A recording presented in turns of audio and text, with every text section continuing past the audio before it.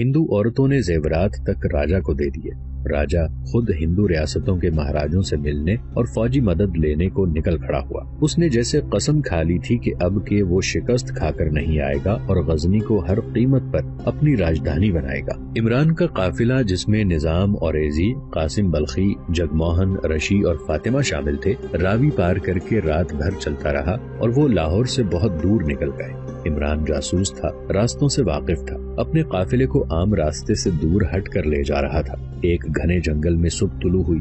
रशी घोड़े पर ही सो गई थी। इमरान ने सबको वहीं आराम के लिए रोक लिया। सब रात भर के जागे हुए थे। घोड़ों को भी आराम, चारे और पानी की जरूरत थी।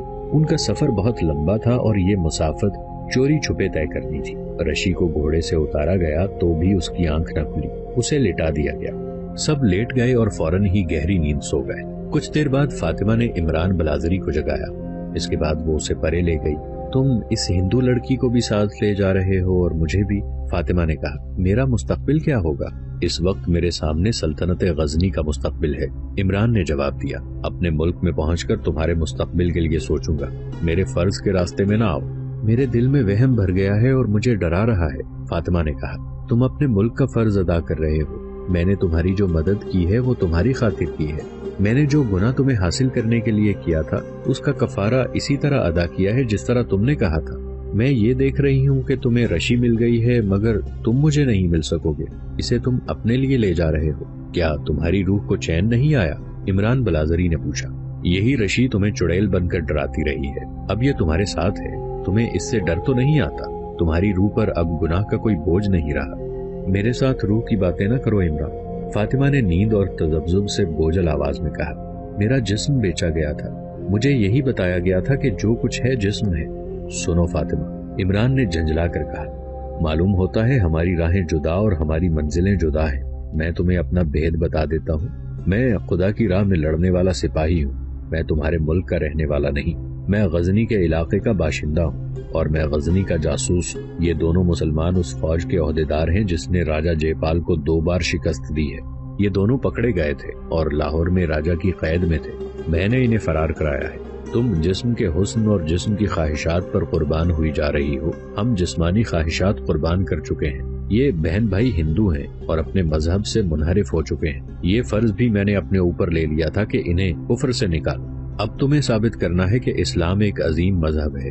अब जिस्म की बातें छोड़ो। हम दुश्मन के मुल्क से गुजर रहे हैं। मौत हमारे ताक़ुब में है। तुम्हें अपने मजहब की अजमत पर कुर्बान होने के लिए तैयार रहना चाहिए। इमरान जज्बाती अंदाज से हकीकत की बातें कर रहा था, मगर फातिमा के चेहरे पर उकताहट सी थी, जैसे इमरान की बात उसकी समझ से बाला हो या वो समझना ही ना चाहती हो। उसके ख्यालों में अपना माजी था जिसमें वो इमरान के हाल और गजनी के मुस्तकबिल को फना करने पर तुली हुई थी। उसने कोई बात की तो देखा कि इमरान उसकी तरफ मुतवज्जे नहीं। उसकी नजरें अपने सामने कहीं और जमी हुई थी। इमरान के मुंह से सरगोशी निकली, रशी, और वो उठकर चल पड़ा। फातिमा ने देखा रशी आहिस्ता आहिस्ता इस तरह चली आ रही थी जैसे ख्वाब में चल रही हो। इमरान आहिस्ता आहिस्ता चलता उसकी तरफ गया। रशी ने करीब आकर बाहें इमरान के गले में डाल दी, फिर चेहरा उसके सीने से लगाकर बच्चे की तरह गाल उसके सीने से रगड़ने लगी। इमरान ने उसका सर उठाया। फातिमा करीब बैठी देख रही थी और उसका खून खौल रहा था। मैं कहाँ थी? रशी ने हैरत ज़दा सरगोशी में कहा। तुम कहाँ थे? हम कहाँ हैं? मेरा भाई और 2 आदमी वहाँ पड़े हैं, वो जिंदा हैं। उसने फातिमा को देखा तो इमरान से अलग होकर बोली, ये कौन है? तुम्हारी बहन तो नहीं हो सकती। इसे कहाँ से लाए हो? होश ठिकाने कर लो रशी, सब कुछ बताऊंगा। इमरान ने कहा और उसे बिठा लिया। हम तुम्हें पंडितों से छीन कर लाए हैं। याद आ गया है, रशी ने कहा। मुझे पंडित देवी पर कुर्बान करने के लिए लेने गए थे, फिर मालूम नहीं क्या हुआ। वो कहाँ है? मैं शायद ख्वाब देख रही हूँ। इस लड़की का नाम फातिमा है, इमरान ने कहा। ये हमारी मदद न करती तो हम वहाँ तक कभी न पहुँच सकते जहाँ तुम्हें दुनिया की नजरों से ओझल कर दिया गया था। इमरान बलाजरी ने उसे तफसील से बता दिया कि उसे पंडित किस तरह और कहाँ ले गए थे और उसे वहाँ से आजाद कराने के लिए किस तरह फातिमा को इस्तेमाल किया गया था। इमरान ने ये भी उसे बता दिया कि फातिमा ऐसे बूढ़े खामिन से भागी है जिसकी पहले ही 2 बीवियां हैं। रशी को फातिमा इस लिहाज से तो अच्छी लगी कि उसने उसे मौत के मुंह से बचाया है, मगर उसकी उम्र, उसकी शक्ल सूरत और जिस्म का हुस्न देखकर रशी के दिल में इमरान के मुतालिक متعلق وسوسے پیدا ہو گئے. وہ فاطمہ کو شکی نگاہوں سے دیکھنے لگی. اتنے میں نظام اوریزی اور جگموہن آ گئے. وہ رشی کو ڈھونڈ رہے تھے. رشی کے دماغ سے اس دوائی کا اثر جا چکا تھا جو اسے ٹیلوں والے مندر میں پلائی جاتی رہی. اسے بالکل یاد نہیں تھا کہ وہ کہاں رہی ہے اور اس کے ساتھ کیا سلوک ہوتا رہا ہے. دوستو، عمران نے کہا، ہمارے سامنے بڑی ہی لمبی اور بڑی خطرناک مسافت ہے. میرے پاس سونے کے کچھ سکے ہیں جو راستے میں کام آئیں گے، لیکن ہم جنگل سے ہی پانی اور خوراک حاصل کرنے کی کوشش کریں گے. تم نے مجھے بتایا تھا کہ رشی مل گئی تو ہم واپس نہیں آئیں گے، جگموہن نے کہا. اس لیے میں گھر سے بہت کچھ چرا لایا ہوں. اس نے کپڑوں کے نیچے کمر بند کے ساتھ بندھی ہوئی ایک تھیلی کھولی. اس میں نقدی کے علاوہ رشی کے زیورات تھے. فاطمہ کو بھی عمران نے کہا تھا کہ وہ اسے اپنے ساتھ لے جائے گا، اس لیے وہ بھی نقدی اور زیورات اپنے ساتھ لے آئی تھی. نظام اوریزی نے مسلمانوں کے دستور کے مطابق عمران کو میر کارواں قرار دے دیا اور کہا کہ یہ تمام تر زادیرہ عمران کے حوالے کر دیا جائے. یہ بھی فیصلہ ہوا کہ اب منزل تک اسی کا حکم چلے گا. سب نے یہ فیصلہ منظور کر کے نقدی اور زیورات عمران کے حوالے کر دیے. یہ اچھا خاصا خزانہ تھا. اس میں چاندی کے سکے بھی تھے. وزن اتنا تھا جو کمر بند کے ساتھ باندھ کر نہیں اٹھایا جا سکتا تھا. یہ چمڑے کی ایک تھیلی میں ڈال دیا گیا اور تھیلی عمران نے اپنی تحویل میں لے لی. اس نے سب کو خبردار کر دیا کہ راستے میں ڈاکوؤں کا خطرہ ہے. اس تھیلی کے علاوہ ڈاکوؤں کے لیے دوسری کشش 2 لڑکیوں کی تھی جو عمر اور حسن کے لحاظ سے ہر کسی کی نظروں کو گرفتار کر لیتی تھی. ڈاکوؤں اور رہزنوں اور راجا کے مخبروں سے بچنے کا طریقہ یہ تھا کہ رات کو سفر کیا جائے. چونکہ غزنی جلدی پہنچنا تھا اس لیے کم سے کم آرام اور قیام کرنا تھا. سورج غروب ہو گیا تو وہ چل پڑے. فاطمہ عمران کے پیچھے سوار ہوئی اور رشی جگموہن کے پیچھے. چلتے چلتے قاسم بلخی نے اپنا گھوڑا پیچھے کر لیا. اس کی مجبوری یہ تھی کہ وہ اپنی زبان کے سوا کوئی زبان نہیں سمجھتا تھا. نظام اوریزی کی بھی یہی مشکل تھی. صرف عمران تھا جو ان کی زبان سمجھتا اور بولتا تھا، اور وہ ہندوستان کی زبان بھی اپنی مادری زبان کی طرح روانی سے بول سکتا تھا. بلخی کو پیچھے ہٹتا دیکھ کر نظام اوریزی نے بھی گپ شپ لگانے کے لیے اپنا گھوڑا پیچھے کر کے قاسم بلخی کے ساتھ کر لیا. قاسم بلخی نے گھوڑا اور آہستہ کر کے عمران وغیرہ سے ذرا فاصلے پر کر لیا. کیا تم اس عمران پر اعتماد کر سکتے ہو جو 2 جوان لڑکیاں اپنے ساتھ لے جا رہا ہے؟ قاسم بلخی نے اوریزی سے پوچھا. تم نے اتنا زیادہ خزانہ بھی اس کے حوالے کر دیا ہے. یہی 2 چیزیں انسان کا ایمان برباد کیا کرتی ہیں، سونا اور حسین عورت. اگر عمران قابل اعتماد نہ ہوتا تو ہمیں فرار کرانے کی بجائے اس ہندو لڑکی کو پنڈتوں کے قبضے میں جانے سے پہلے ہی اپنے ساتھ لے کر لاہور سے غائب ہو گیا ہوتا. نظام اوریزی نے کہا. فاطمہ کو اس نے غیر معمولی دانشمندی سے استعمال کیا ہے. چونکہ یہ لڑکی اپنے خامند سے بھاگنا چاہتی تھی، اس لیے عمران نے سلطنت کے فائدے کے پیش نظر فاطمہ کو خامند سے نجات دلائی. ان دونوں لڑکیوں کا غزنی کی سلطنت کے نفع نقصان کے ساتھ کیا تعلق ہے؟ قاسم بلخی نے کہا. یہ اس شخص کی عیاشی کا ذاتی انتظام ہے اور اس کے اخراجات یہ سلطنت کے خزانے سے پورے کر رہا ہے. مجھے اس پر اعتماد نہیں. تم نے یہ بھی نہیں سوچا کہ فاطمہ خامند والی عورت ہے. جب تک طلاق نہ لے اس کی شادی کسی اور کے ساتھ نہیں ہو سکتی. تم دیکھ لینا، عمران اسے اپنی داشتہ بنا لے گا اور اس ہندو لڑکی کو مسلمان کر کے اس کے ساتھ شادی کر لے گا. مجھے تمہاری باتوں سے بد اعتمادی کی نہیں حسد کی بو آ رہی ہے. نظام اوریزی نے کہا. تم اپنا دھیان ان لڑکیوں سے ہٹاؤ. تمہیں شاید احساس نہیں کہ قید سے ہماری رہائی ہماری کتنی بڑی خوش نصیبی ہے. ہمیں اس کافر راجے کے قید خانے میں تڑپ تڑپ کر مرنا تھا. مجاہد میدان جنگ میں مرنے کے لیے پیدا ہوتے ہیں. ہمیں غزنی پہنچ کر اپنی فوج میں شامل ہونا اور ہندوستان کے کفار کے خلاف لڑنا ہے. عمران کسی کو داشتہ رکھتا ہے، کسی کے ساتھ شادی کرتا ہے، ہمارا اس کے ساتھ کوئی تعلق نہیں ہونا چاہیے. ہم فوج کے عہدیدار ہیں. قاسم بلخی نے کہا. عمران کا رتبہ ہم سے کم ہے.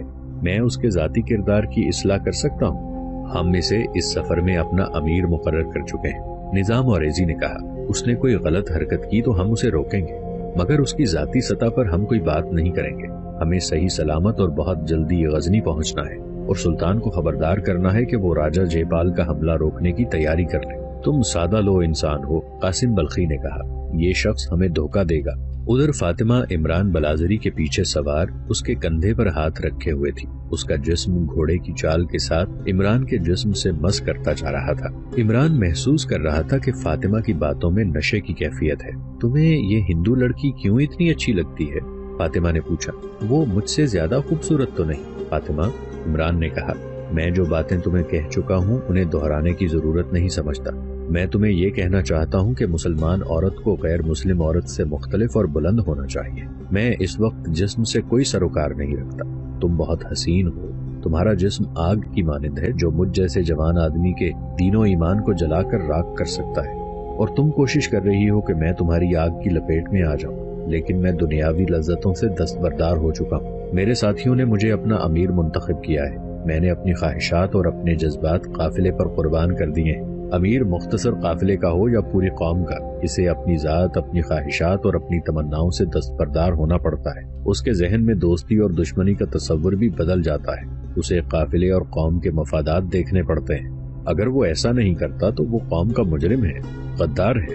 تم پتھر کے بت ہو، فاطمہ نے جھنجھلا کر کہا۔ بے جان بت جن کی پوجا اتنی خوبصورت ہندو عورتیں کرتی ہیں، مگر تراشے ہوئے ان پتھروں کے اندر نہ کوئی احساس پیدا ہوتا ہے نہ کوئی جذبہ۔ اور عمران یوں ہنس پڑا جیسے اس نے حسین پجاریوں اور پتھر کے بتوں کا مذاق اڑایا ہو۔ اسی روز کا ذکر ہے کہ ایک پڑاؤ میں فاطمہ عمران کے ساتھ اپنے ابلتے کھولتے ہوئے جذبات کو سرد کرنے کی کوشش کر رہی تھی۔ اس کی تشنگی بڑھتی جا رہی تھی، مگر عمران کا رویہ وہی تھا جو پہلے روز تھا۔ تم پتھر ہو، فاطمہ نے دیوانگی کی کیفیت میں عمران کے منہ پر تھپڑ مار کر کہا۔ تم مٹی کی ڈھیری ہو۔ اور وہ اٹھ کر کمرے سے چلی گئی۔ قافلہ پشاور سے ہٹ کر گزرتا ان پہاڑیوں میں داخل ہو چکا تھا جہاں آج کل درائے خیبر ہے۔ عمران اس راستے سے واقف تھا۔ اس سلسلہ کوہستان میں پانی کی قلت تھی۔ عمران اس میں داخل ہونے سے پہلے ایک گاؤں میں جا کر قافلے کے کھانے کی چیزیں لے آیا تھا۔ اس نے سب کو خوشخبری سنائی تھی کہ اب وہ محفوظ علاقے میں آ گئے ہیں جہاں پکڑے جانے کا خطرہ نہیں رہا۔ اسی علاقے میں انہوں نے قیام کیا۔ موسم گرمیوں کا تھا اور یہ پہاڑ بے آب و گیا تھے۔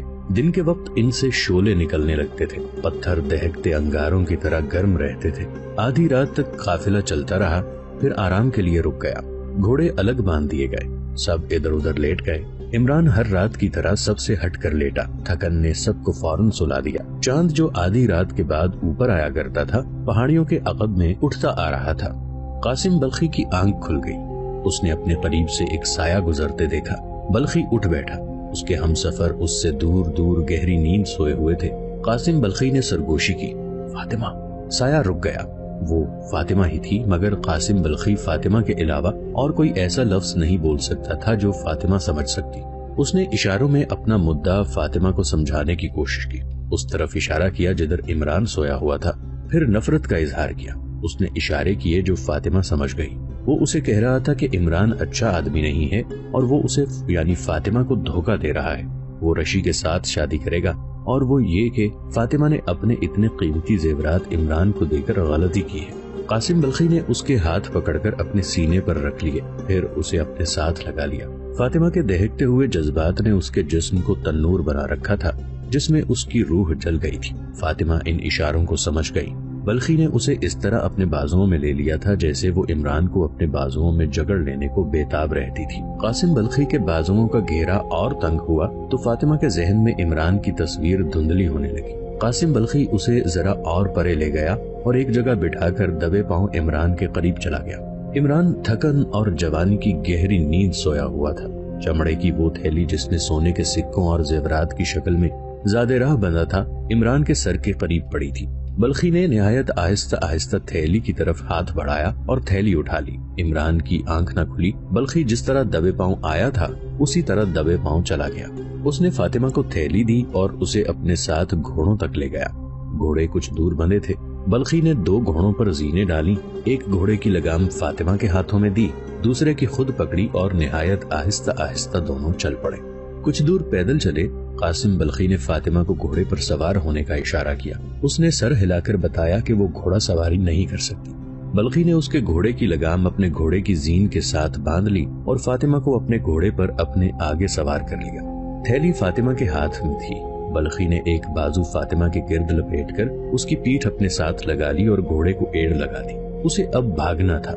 2 گھوڑے سرپٹ دوڑے تو ان کے ٹاپوں کی آواز بے آب و گیا وادیوں میں گونجی۔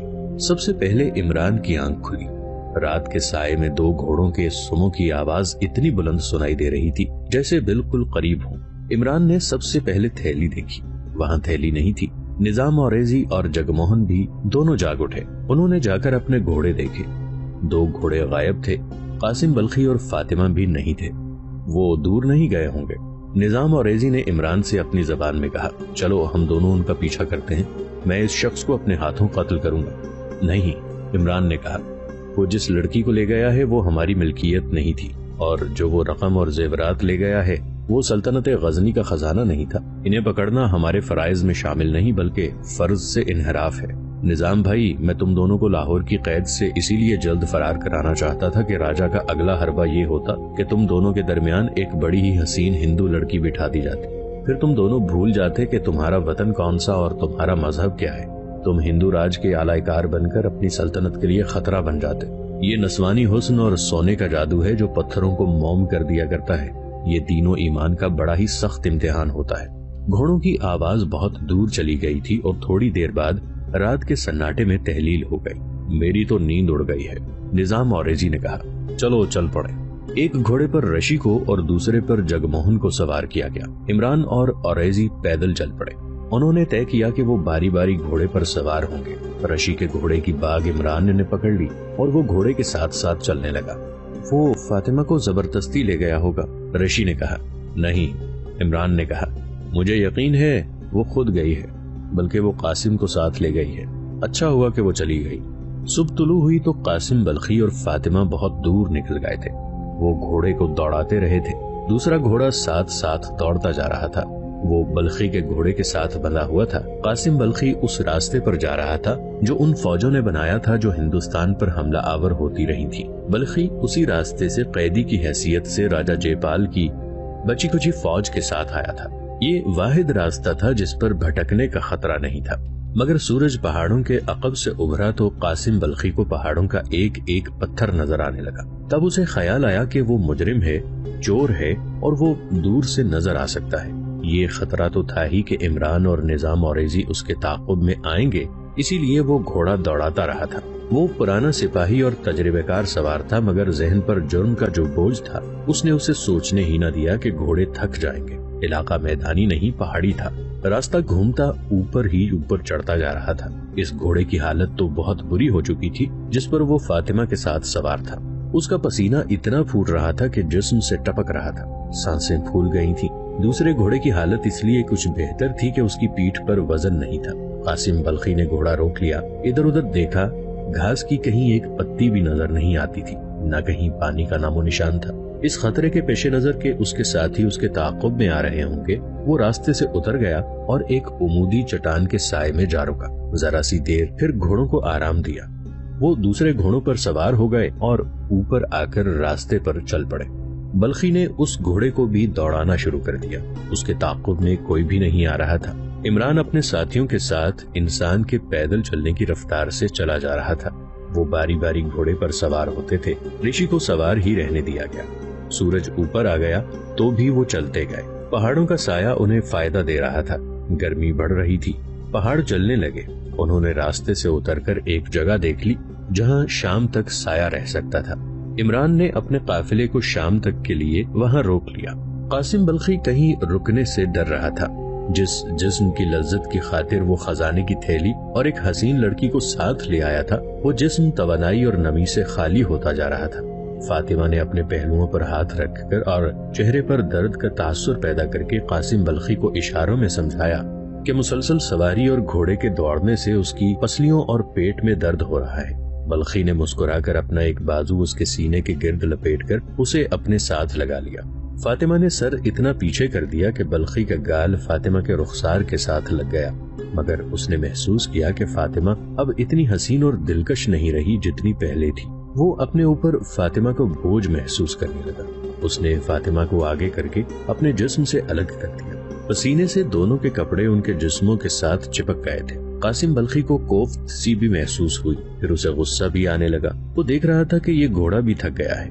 مسلسل چڑھائی چڑھتے چڑھتے گھوڑے کا دم خم ختم ہو گیا تھا۔ دوسرا گھوڑا پہلے ہی تھکا ہوا تھا۔ یہ دونوں گھوڑے فوج کے نہیں بلکہ سرائے کے استبل میں بندے رہنے والے کرائے کے گھوڑے تھے جو لوگ تھوڑے سے فاصلے تک جانے کے لیے کرائے پر لے جایا کرتے تھے۔ جگموہن بھی یہ گھوڑے یہ کہہ کر لایا تھا کہ مہمانوں کو ساتھ والے گاؤں تک لے جانا اور لانا ہے۔ یہ گھوڑے پہاڑی علاقے میں زیادہ دیر تک بھوک اور پیاس بھی برداشت نہیں کر سکتے تھے۔ قاسم بلخی کے پاس اس کا یہ علاج تھا کہ تعاقب کو ناکام کرنے کے لیے راستے سے ہٹ کر چلے اور وادیوں کے اندر اندر سے چھوٹا سا راستہ تلاش کرے۔ وہ گھوڑوں کو نیچے لے گیا۔ سورج سر پر آ گیا تھا۔ پہاڑوں نے ایسی تپش اگلنی شروع کر دی جو برداشت نہیں ہوتی تھی۔